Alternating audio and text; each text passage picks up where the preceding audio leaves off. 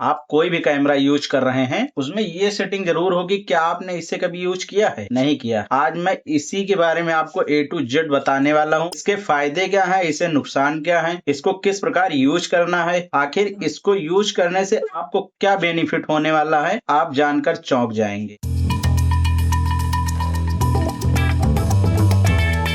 Friends, इसका नाम है स्टोरेज फोल्डर। जैसा आप पढ़ पा रहे होंगे सामने, जैसे मोबाइल में अलग अलग फोल्डर्स होते हैं, व्हाट्सएप का फोल्डर्स अलग, कैमरे का फोल्डर्स अलग और अदर बहुत से फोल्डर्स होते हैं, वैसे ही कैमरे में भी फोल्डर्स होता है। तो सबसे पहले आसान भाषा में समझ लेते हैं कि इसका काम क्या है। तो इसका काम है फोटो और वीडियोज को अलग अलग फोल्डर में रखना। लेकिन उसे रखना किस प्रकार है ये भी आपको आगे वीडियो में पता चल जाएगा। पुरानी और नई फोटो, जैसे मान लीजिए आपने किसी पहले डेट में फोटो शूट किया, फिर बाद की डेट में फोटो शूट किया, तो ये दोनों मिक्स हो जाती हैं। उसको किस प्रकार आपको ये मैनेज करना है वो भी मैं आपको बताने वाला हूं। तो चलिए समझते हैं इसे कैसे यूज करना है। सबसे पहले आपको ये इस प्रकार अपने कैमरे का मेनू बटन आप प्रेस करेंगे। तो देखिए, मेनू बटन प्रेस करेंगे तो फोटो शूटिंग मेनू आएगा। उसके जस्ट सामने आपको स्टोरेज फोल्डर का एक ऑप्शन मिलेगा। इसके अंदर आपको चले जाना है इस प्रकार।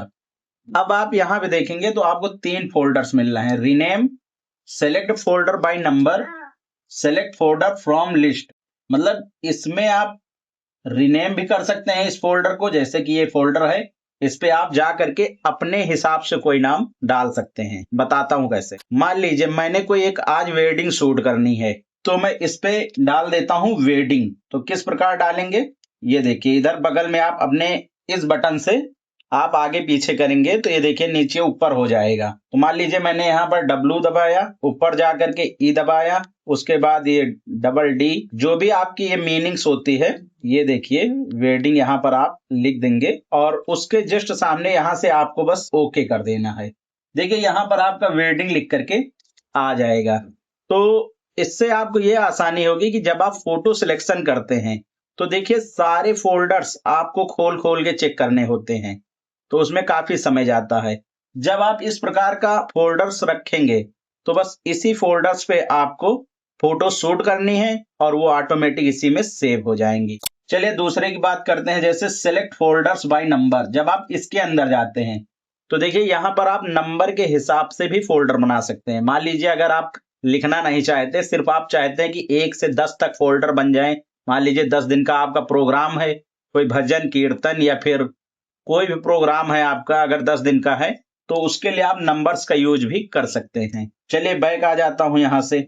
आप देखिए नीचे आपको दिख रहा होगा सेलेक्ट फोल्डर फ्रॉम लिस्ट। यहाँ पर आप जब अपना कॉपी करते होंगे वीडियोज या फिर फोटोज, तो आपको इस प्रकार के लिखे हुए फोल्डर्स आते होंगे। तो यहाँ पर आप लिस्ट के हिसाब से भी मैनेज कर सकते। अगर आप चाहें कि मैं इसी में फोटोज आज शूट करूं तो आप इसको सेलेक्ट कर लीजिए। मान लीजिए अगर आपने इसमें फोटो शूट किया था और इसी में फिर से शूट करना चाहते हैं तो आप इसको ओके करके इसी में शूट कर सकते हैं। लेकिन इसके नुकसान भी कुछ हैं। वो क्या है आप ये भी पहले समझ लीजिए। अगर आप बिगिनर्स हैं, अगर आपने अभी अभी काम शुरू किया है, तो ये आपके लिए थोड़ा सा डिफिकल्ट हो रहा होगा। आपको थोड़ा सा कम इसको यूज करने का तरीका मालूम हो सकता है। वैसे तो ज्यादातर लोगों को ये तरीका मालूम होता है। अगर कभी गलत फोल्डर आपने चूज कर लिया तो आप फोटो ढूंढते रह जाओगे। ढूंढने का मतलब मिल तो जाएंगी, लेकिन आपको देखना पड़ेगा कि किस फोल्डर में। मान लीजिए 4 से 5 फोल्डर हैं तो आपको एक बाय एक करके देखना पड़ेगा। लेकिन ध्यान रखने वाली एक बात है, जब आप कोई भी वेडिंग शुरू करें तो उसके पहले आप फोल्डर जरूर चेक कर लें कि किस फोल्डर में हमारी ये फोटोज जा रही हैं, फिर किस फोल्डर में हमारी ये वीडियो जा रही है। बहुत ज्यादा फोल्डर ना बनाएं, बस 1 से 2 फोल्डर आप बनाएं। मान लीजिए किसी प्रोग्राम में 3 फंक्शन है तो आप 3 फोल्डर बना लीजिए, या फिर 4 फंक्शन है जैसे कि हल्दी, मेहंदी, बारात, तिलक, अगर 4-5 फंक्शन है तो आप उस हिसाब से बना लीजिए। लेकिन हद से ज्यादा आप तादाद से ज्यादा ना बनाएं। तो उम्मीद करता हूं कि आपको ये फोल्डर्स का जो सेटिंग है, पहली सेटिंग्स, ये आपको समझ में आ गई होगी।